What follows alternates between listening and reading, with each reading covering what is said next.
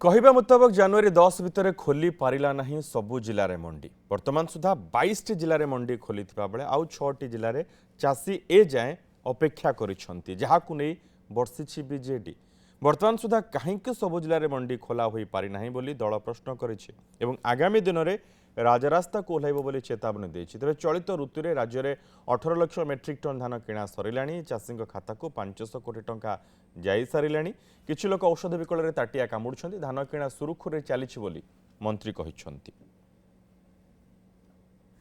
चाषी हैरान होती टोकन पाइबारे एवं टोकन पाइला परे मध्य धान विक्रय मिलर्स माध्यम ठीक समय आसी पारु नांती।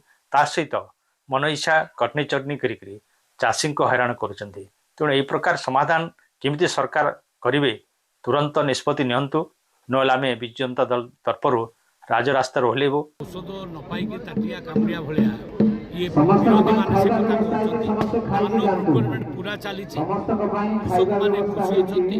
ये जो बंद हो गला अमुक हो गला समय हो गला ये मिछ।